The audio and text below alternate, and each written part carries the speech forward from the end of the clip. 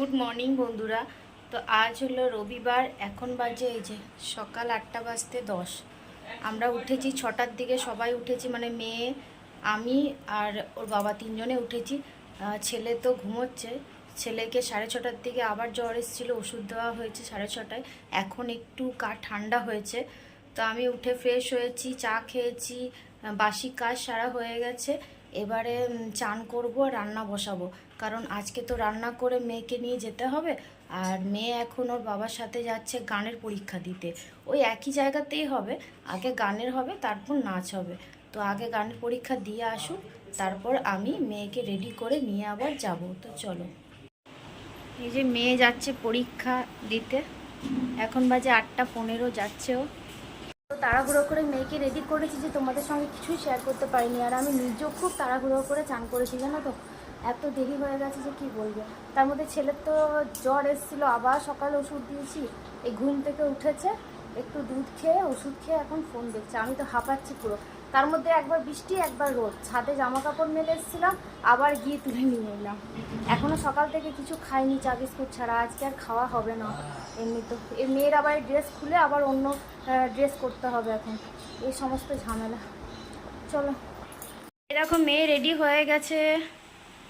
একবার নাচ করে এসছে ভারতনাট্যম, আবার ড্রেস চেঞ্জ করেছে, ধুতি পাঞ্জাবি পরেছে, ও পুরো রাখাল বালক সেজেছে।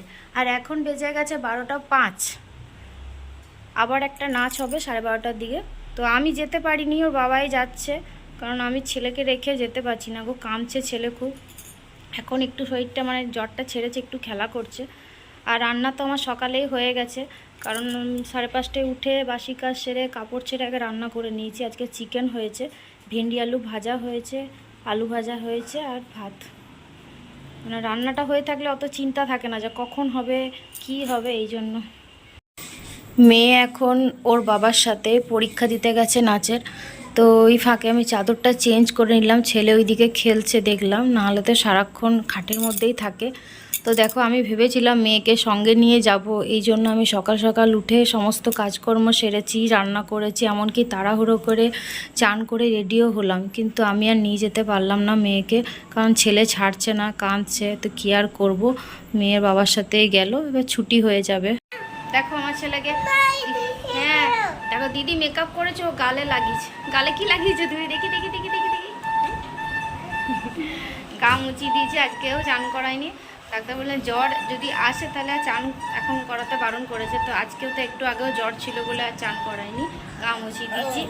একটু খেলা করছে, ঠাকুরের কৃপায় জ্বরটা না এলে ভালো হয়।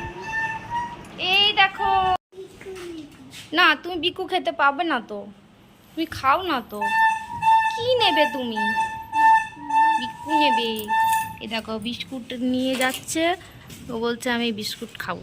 এই বিস্কুট ওকে দেওয়া হয় না, মানে এগুলো তো ভালো না অতটা না। তো দেখি,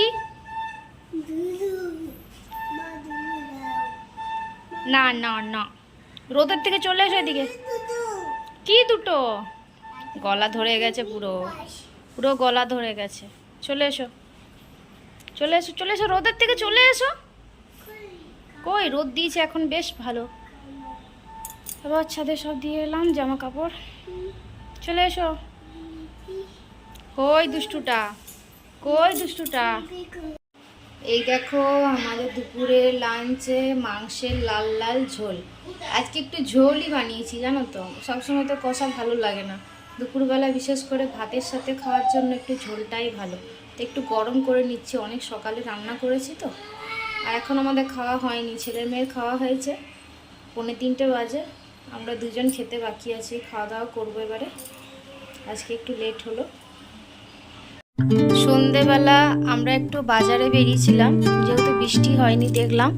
তা ছেলের জ্বরটা এখন তেমন নেই, তবে হালকা, আবার গাটা একটু গরমও হচ্ছে। মেয়ে বায়না করছিল যে মা একটু বেরিয়ে আসি চলো। সেদিন বৃষ্টির জন্য তো কোথাও যাওয়া হলো না, দোকানে গেলাম চলে এলাম।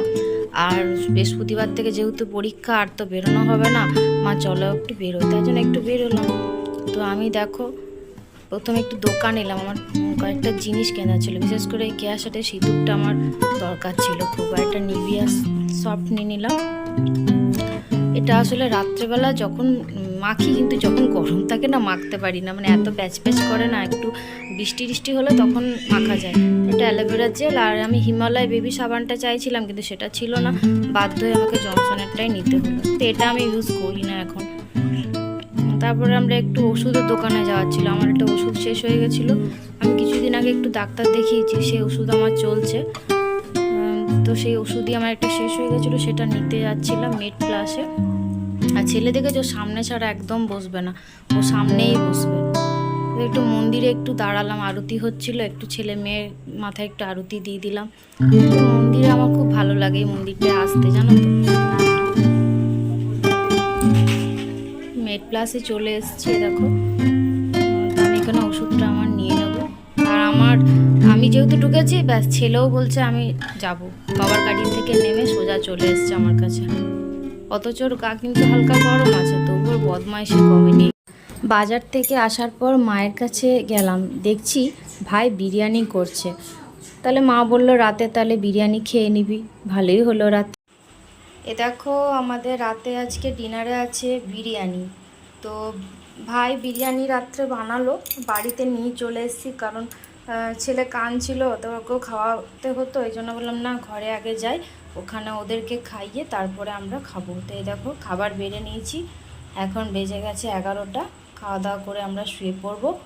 তো আমার ভিডিও যদি কিছু ভালো লেগে থাকে, আবারও বলছি সাবস্ক্রাইব করবে, লাইক শেয়ার কমেন্ট করতে ভুলো না।